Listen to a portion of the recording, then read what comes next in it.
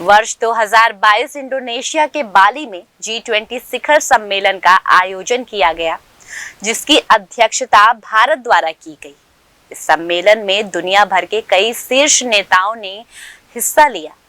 आपने भी इस सम्मेलन से जुड़ी खबरें जरूर देखी या सुनी होगी, लेकिन क्या आप जानते हैं कि G20 क्या है, इसका कार्य क्या है, इसका उद्देश्य क्या है? नहीं, तो आज हम बताएंगे कि G20 क्या है। तो सबसे पहले जानेंगे G20 की स्थापना कब हुई थी। G20 की स्थापना 25 सितंबर 1999 को अमेरिका के वॉशिंगटन डीसी में विश्व के प्रमुख देशों के संगठन G7 द्वारा की गई। एशिया के वित्त संकट के बाद वित्त मंत्रियों और बैंक के गवर्नरों ने बैठक की शुरुआत की। वित्तीय संकट को देखते हुए पहले G20 शिखर सम्मेलन की शुरुआत अमेरिका के राष्ट्रपति द्वारा की गई, जिसका आयोजन 2008 में 14 से 15 नवंबर को किया गया। जब ये प्रत्येक वर्ष G20 शिखर सम्मेलन का आयोजन किया जाने लगा, प्रत्येक वर्ष G20 के अध्यक्ष देश द्वारा अन्य सदस्य देशों को अतिथि के तौर पर आमंत्रित किया जाने लगा। अब जानते हैं G20 क्या है। G20 यानी ग्रुप ऑफ 20 यूरोपियन संघ और 19 देशों का एक समूह है, जिसका मुख्य कार्य है वैश्विक आर्थिक सहयोग प्रदान करना और आर्थिक स्थिति पर नियंत्रण बनाए रखना।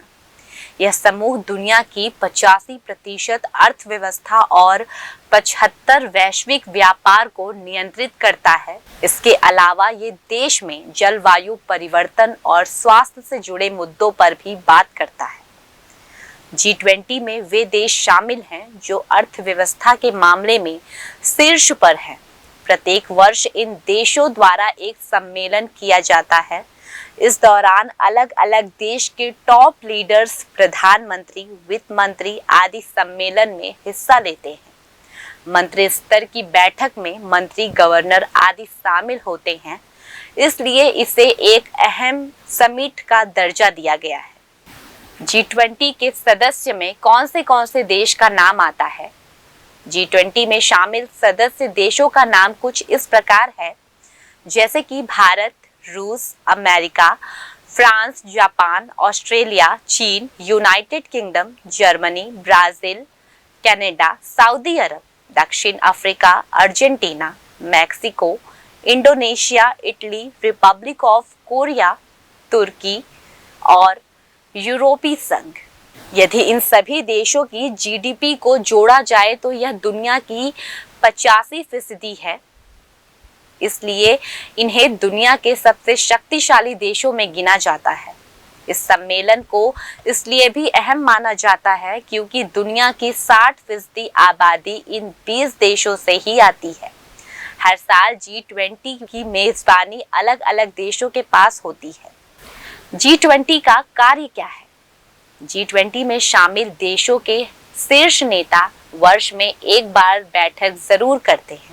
इसके अलावा वर्ष के दौरान सभी सदस्य देश के वित्त मंत्री और केंद्रीय बैंक के गवर्नर नियमित रूप से बैठक करते रहते हैं, जहां वैश्विक अर्थव्यवस्था को मजबूत बनाने, अंतर्राष्ट्रीय वित्तीय संस्थाओं और वित्तीय नियमों में सुधार लाने और जरूरी प्रमुख आर्थिक सुधारों पर चर्चा की जाती है। अब जानते हैं G20 किस तरह से काम करती है। G20 के कार्य को 2 ट्रैक में बांटा गया है। पहला है फाइनेंस ट्रैक और दूसरा है शेरपा ट्रैक। फाइनेंस ट्रैक में इसमें सदस्य देश के वित्त मंत्री, केंद्रीय बैंक के गवर्नर और उनके प्रतिनिधियों के साथ बैठक की जाती है, जहां मौद्रिक और राजकोषीय मुद्दों, वित्तीय नियमों इत्यादि पर ध्यान केंद्रित किया जाता है। ये बैठक साल में कई बार होती है। दूसरा है शेरपा ट्रैक। शेरपा ट्रैक में व्यापक मुद्दों पर ध्यान केंद्रित किया जाता है, जैसे कि राजनीतिक जुड़ाव, भ्रष्टाचारी विरोधी, विकास इत्यादि। प्रत्येक देश में इसको शेरपा यानी सिविल सर्विस द्वारा ही रिप्रेजेंट किया जाता है, जो अपने संबंधित देश के नेता की ओर से योजना बनाते हैं, उन्हें गाइड करते हैं और उस कार्य को लागू करने का काम करते हैं। G20 का उद्देश्य क्या है?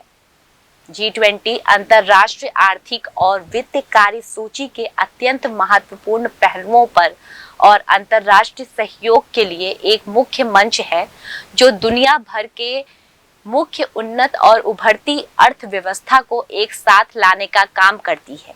G20 के उद्देश्य कुछ इस प्रकार हैं। वैश्विक आर्थिक स्थिरता और सतत विकास के लिए सदस्य देशों के बीच नीतियों का तालमेल स्थापित करना, भविष्य में वित्त संकट को रोकने और जोखिम जैसे काम को करने वाले वित्त नियमों को प्रोत्साहन देना, नई अंतर्राष्ट्रीय वित्त संरचना तैयार करना। G20 में किस तरह के मुद्दों पर ध्यान दिया जाता है? G20 में वैश्विक महत्व के मुद्दों के एक व्यापक एजेंडे पर केंद्रित है। हालांकि वैश्विक अर्थव्यवस्था से संबंधित मुद्दे एजेंडे पर हावी होते हैं। पिछले कुछ सालों से अतिरिक्त विषय अधिक महत्वपूर्ण हो गए हैं, जैसे कि भ्रष्टाचार के विरुद्ध लड़ाई, जलवायु परिवर्तन, वैश्विक स्वास्थ्य, रोजगार, आर्थिक बाजार, कृषि, ऊर्जा, जॉब मार्केट में महिलाओं की उन्नति, आतंकवादी विरोधी और कर और राजकोषीय नीति।